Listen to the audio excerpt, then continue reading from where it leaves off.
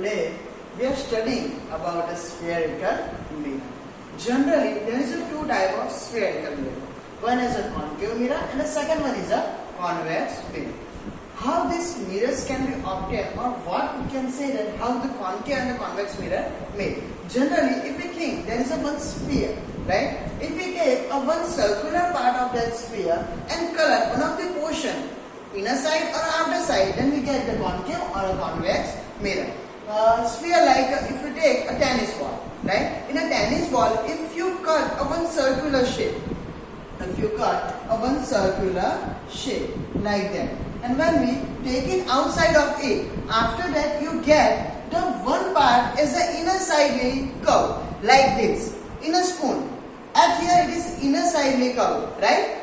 Like that you get the portion, and the one another part, a half portion, will become a outer sidely curve. In a tennis ball, if you cut a circular part from it, then the one part is innerly curved, while the another, means the opposite side, will be a outermost curve. If you color or a plating with the silver this part, like here, I have drawn some hairs on it, which is a plating of a silver. If I plated at here, then you get the reflecting surface at here, which is innermostly curved. And this type of mirror is known as concave mirror. A cave. At here you can see the cave.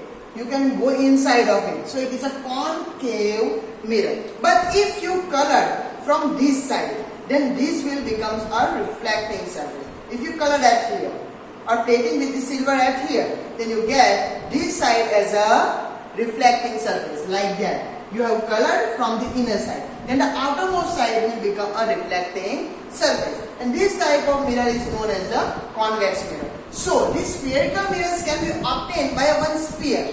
If you take a one sphere and cut a one circular shape of it, then you get a two sides, in which one of them is curved from inner side and the second one should be curved with the outermost surface. If you plating with the outer side, then you get a concave mirror, and if you plating with the inner side, then you get a convex mirror. At here, this portion is act like a concave mirror. It is a cave, so it is act as a concave mirror, while this portion is act as a convex mirror. So here is a two type of mirror. One is the concave mirror and the second one is the convex mirror. If I take it here a side, right? If I take it a side, then you get, if I cut this portion from here, then this is the portion which gives you a mirror, a concave or a convex. If I plating it from the inner side, then this will be a reflecting surface and it will become a convex. If I color from here, right? And if I color from here, then it gives you a concave mirror. Understand? So here it is a two types of spherical mirror. The definition of concave mirror: the spherical mirror whose inner side is reflecting, then it is known as concave mirror. While the spherical mirror which has an outermost side as a reflecting surface, then it is known as convex mirror. Just remember it, a spherical mirror whose innermost side is reflecting is known as concave mirror, while the spherical mirror whose outermost surface is a reflecting is known as convex mirror. And you can obtain this type of mirror by cutting a circular portion of the sphere. If we are taking here a one sphere whose part is cut from here, a circular portion, then this will become a mirror. It can be a concave mirror or a convex mirror. At this time it is not a mirror. If you color it portion like that, means there is a plating of a silver. Then which type of mirror is that? It is a concave mirror. So you can say that this mirror is a part of this sphere. If we imagine this sphere, it is just imaginary sphere. It is not obtained like that, but we are taking here, it is a part of this sphere. Understand? So here is a two types of spherical mirrors. Now you have to understand some of the terms related to this mirror, right? This spherical mirror. There is actually a 7 terms, but today we will study only about 4 of them, right? The 4 terms which are related to this spherical mirror. Okay, the first one is the center of curvature. The curvature means the sphere. Center of curvature. If the curvature is a sphere, then you can say that the center of sphere. Understand? The curvature, the center of this curve. Here it is the center of that curve, means the center of the sphere. So it is denoted by C. The center of curvature is denoted by C. What is the definition of center of curvature? The center of a sphere, generally it is the center of sphere. So you can say that the center of sphere is known as the center of curvature of that spherical mirror. But which sphere? The center of sphere by which this spherical mirror is curved. From this, the sphere, the spherical mirror is obtained is known as the center of curvature. So the center of curvature is the center of a sphere by which the spherical mirror is curved is known as center of curvature, which is denoted by C. Which is denoted by C. I will repeat it. The center of a sphere by which the spherical mirror is curved. Generally, this spherical mirror is obtained by this sphere, and just because of that, we are taking the center of that sphere. Understand? So the center of sphere by which the spherical mirror is curved is known as center of curvature. Here is the first definition, which is term related to the spherical mirror. Okay, here it is the center of curvature, which is denoted by capital C. Now the radius of curvature, the same. Curvature means the sphere, and the radius of the sphere is known as the radius of curvature.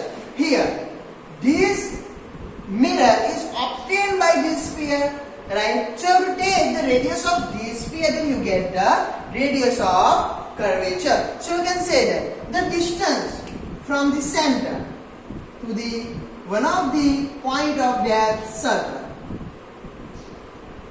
is known as radius of curvature. As you know that all the circle has the same radius with the center to the point of that circular surface, right? So at here R is the radius of curvature. Radius is always same for the center, right? You can say that. So according to it, you have to take the radius of that curvature, right? How the radius of curvature can be obtained? By taking the radius of that sphere. The distance from center to the center point of that spherical mirror is same as that of distance from the center to any point of that circle. So you have to take the radius of sphere.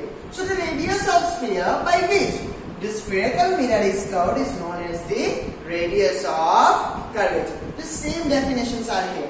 The center of curvature, for that you have to take the center. While the radius of curvature, you have to take the radius of that sphere. The same definitions are at here.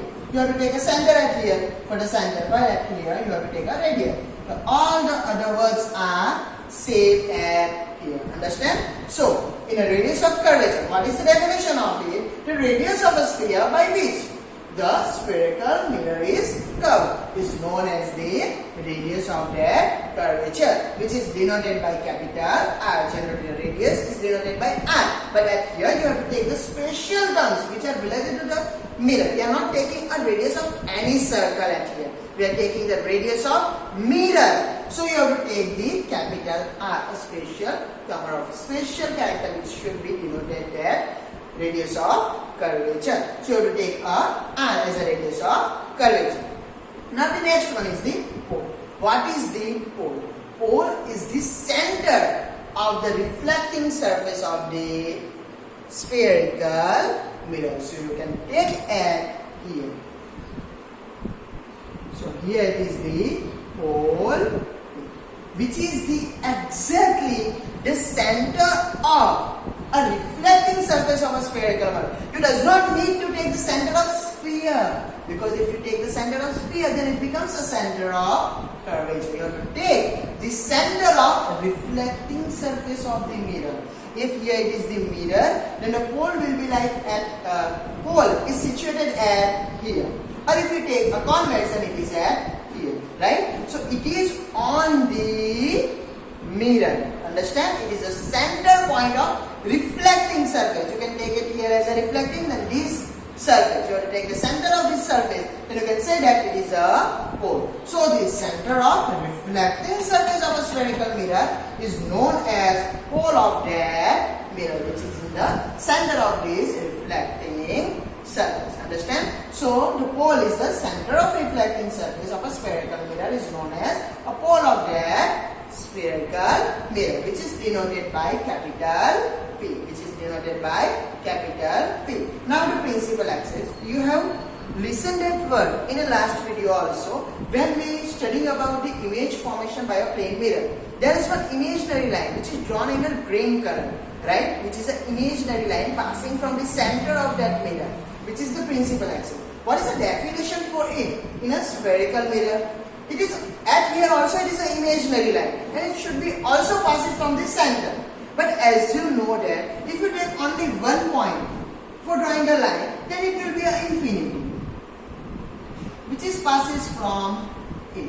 But if we want only one, then you have to take at least a 2 point. Then only one line can be passes from it. If you take a like that, then it can only passes from the 1 point. So for forming only a one line, a one imaginary line, you have to take a 2 points. And just because of that, we have defined a 2 points related to this spherical mirror before understanding the definition of principal axis. Which are the points? First one is the center of curvature, a C, and the second one is the pole, a B. Right? So there is a 2 point, and you have to take the imaginary line passes from these 2 points, which gives a definition of principal axis. So what is the principal axis? An imaginary line passes from center of curvature and pole is known as principal axis. So you have to take the line passes from these 2 points. Then you get a principal axis. So here is the principal axis, which is an imaginary line. You haven't seen this type of line in any mirrors because it is just an imaginary line. So an imaginary line passes from center of curvature and the pole is known as principal axis. So here is the 4 terms related to the spherical mirror. I will again repeat it. First one, the center of curvature. The center of a sphere by which a spherical mirror is curved is known as center of curvature, which is denoted by C. Just remember another thing is that the center of curvature is not the part of spherical mirror. It is away from it. Just look at here. There is no relation between this reflecting surface and this center of curvature. It is just a center of that sphere by which this mirror is obtained. So the center of curvature is not the part of a mirror. The center of curvature is not a part of mirror. Understand it? So the center of curvature, the center of the sphere by which the spherical mirror is curved is known as center of curvature. Here is a spelling mistake. Right? So the center of sphere by which the spherical mirror is curved is known as center of curvature. The radius of curvature, the radius of a sphere by which spherical mirror is curved is known as radius of curvature, which is denoted by capital R. It is a one type of radius, but we have to take a capital R because it is a special for this spherical mirror. Okay. Now the pole, the center of reflecting surface of a spherical mirror is known as pole of that mirror. You have to take the center, but the center of reflecting surface of that mirror, then you get the pole of a mirror, which is denoted by P. Now the principal axis. An imaginary line passes from the center of curvature and the pole is known as the principal axis. It is a one line, so we are not denoting it by any character. At here it is just a CP, right? So it is a imaginary line, and a line has an infinity distance. It can go at any direction, right? It can extend because there is a 2 arrow in both the sides. So it is an imaginary line which is passing from center of curvature and the pole. It is known as the principal axis. The another terms which will be seen in a next video. Okay. Today we are just finishing at here. We will see next terms related to the spherical mirror in the next video. Okay, I will give these all definitions in a description. You have to write it in your book, and you have to draw this figure also by a pencil. Okay, we have to add some of the things in it when we see the another terms related to the spherical mirror. So just gives it some space. Okay, and you have to draw this one in a bigger space. Half of the book should be taken, half of the page should be taken in this figure. Okay, just remember that, and just write these 4 terms just below that figure. Then another will be seen in a next video.